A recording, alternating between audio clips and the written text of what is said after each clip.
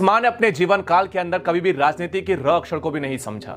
जिस मां ने अपने बेटे को संवैधानिक पद के सर्वोच्च पद पर बैठते हुए देखा, जिस मां को चाहिए होता तो सारे ऐशो आराम कदमों के नीचे आ सकते थे, करोड़ों की संपत्ति बन सकती थी, अपने बेटे को विश्व के अंदर भारत का नेतृत्व करते हुए देखा, लेकिन कभी भी राजनीतिक में ना कोई टिप्पणी दी और ना ही राजनीति में एक भी कदम रखा। उनकी आयु तो हो चुकी थी, लेकिन कभी भी राजनीति का गैर उपयोग उन्होंने अपने जीवन काल में कभी नहीं किया। बेटा मुख्यमंत्री रहा, बेटा प्रधानमंत्री बना, लेकिन बेटा देश का भी लाल है, यह बात सदैव उनके मन में रही। लेकिन हमारे देश का राजनीति इतना ज्यादा घटिया है कि उस मां को भी राजनीति से हमने दूर नहीं रखा। नमस्कार साथियों, जय सनातन। स्वागत है आपसे अपने YouTube चैनल आशुतोष थॉट्स के अंदर, जहां आज हम बात करने वाले हैं मानवता की। जो लोग कहते हैं कि मानवता की बात किया करो, मानवता की बात किया करो, आज हम बात करते हैं मानवता की। राजनीति से जिस मां का कोई लेना देना नहीं था, उस मां के निधन के पश्चात आज लोग जो आंख में मगरमच्छ के आंसू लेकर खड़े हैं, उनसे कुछ प्रश्न पूछने का समय आ गया है। चलिए आज का वीडियो आरंभ करते हैं। ऐसा कहा जाता है कि राजनीति के अंदर किसी का भी कोई धर्म नहीं होता, सभी का धर्म केवल एक, वो होता है अपने समाज के प्रति। लेकिन आजकल के दौर में राजनीति यानी कि नीचता और नीचता की बात आए और कांग्रेस का उल्लेख हो ना, ऐसा हो नहीं सकता। हाल फिलहाल में और एक पार्टी जुड़ गई है जिसका नाम है आम आदमी पार्टी, और एक पार्टी आ गई है जिसका नाम है समाजवादी पार्टी। नाम तो इतने उच्च कोटि के रखे हैं, लेकिन विचार पैरों की धूल भी शर्मा जाए कि कहां आकर फंस गई। उसी प्रकार से इनके विचार आप लोग के कानों में अक्सर सुनाई देते होंगे। सबसे पहले आप लोग को विचार सुनाता हूं माता के विषय में। नरेंद्र मोदी जी के माता के बारे में कहने वाला, अफजल हम शर्मिंदा है तेरे कातिल जिंदा है, ये नारे लगाने वाला, देश के टुकड़े के गुणगान गाने वाला, सही पहचाना है आप लोगों ने कन्हैया लाल के बारे में। तो चलिए कन्हैया कुमार जो है, इनका बयान आप लोग को सुनाते हैं। अगर आपकी मां 90 बरस की होगी तो आप उसको एटीएम के बाहर नहीं खड़ा करेंगे, ये मेरा भरोसा है। लेकिन अगर 90 साल की मां को कोई अगर एटीएम के बाहर खड़ा कर दे तो ये व्यक्तिगत बात नहीं है, ये मार्केटिंग है। नालायक बेटा है, उस नालायकी को छुपाने के लिए जब वो अपने मां का इस्तेमाल करता है, तब हमको उस पर सवाल करना चाहिए, हमको सवाल पूछना चाहिए। और मैं ईमानदारी से कहता हूं, मुझे तो डर लग रहा था। मैंने एक फोटो मोदी जी का उनकी मां के साथ देखा, हमको लगा कि कहीं ये ना पूछ रहे हो, देखो मां राफेल के बाद मामला बहुत गर्म है, एक दिन बॉर्डर घूम के आ जाओ ना हमारे साथ। अभी जिसे आप लोगों ने सुना है उसका नाम है कन्हैया कुमार। कन्हैया कुमार बहुत बड़े इंटेलेक्चुअल है, इतना बड़ा इंटेलेक्चुअल है कि देश में क्रांति लाने वाले थे, विचारों की क्रांति लाने वाले थे, आजादी की बात करते थे।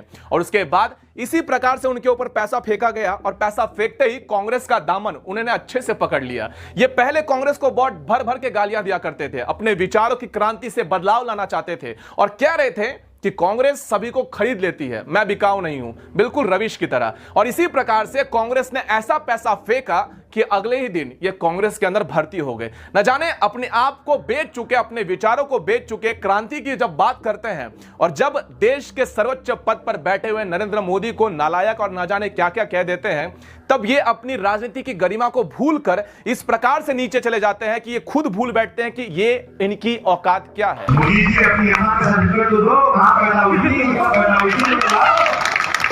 નીચ નરેન્દ્ર મોદીની સભાનો ખર્ચો કેમ નથી માંગતા તમે? નીચ કિસ્મનો માણસ, એનો ખર્ચો માંગો. અને હીરાબા આવીને પાછા નાટકો કરે, આપણને બોલતા શરમ આવે એટલી મોટી ઉંમરના વ્યક્તિ વિશે, પણ એ લોકો નથી શરમાતા. 70 વર્ષનો મોદી થવા આવ્યો, હીરાબા પોતે 100 એ પહોંચવા આવશે, તોય મારા બેટા 2 માંથી એક નાટકો બંધ करता નથી। अभी आप लोगों ने जिनको सुना है वो देश के नेशनल पार्टीज के प्रवक्ता है, बड़े बड़े नेता है।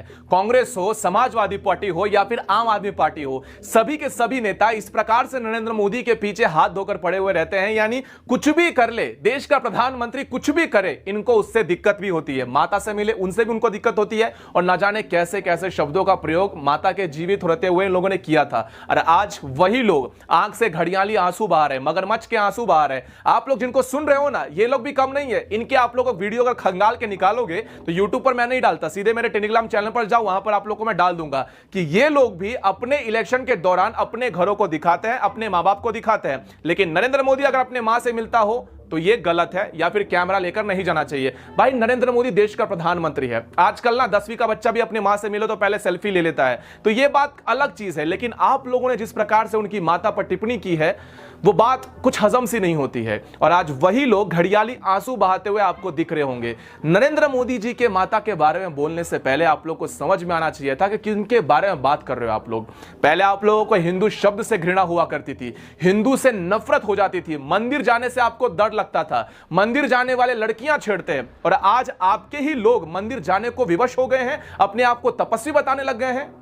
शर्म आनी चाहिए। आप लोग थोड़ा सा ध्यान से देखिए, 8 बजे अपनी माता के अर्थी को खंडे देने वाले तपस्वी 12 बजे देश के कर्तव्यों में वापस जुट गया था। सिर्फ टी शर्ट पहन लेने से या ठंड नहीं लगती इसके लिए इसको तपस्वी करार कर दो, तो हमारे पास ऐसे लाखों साधु संत है जो ठंड में -डिग्री के अंदर बर्फीले पानी से नहा लेते हैं।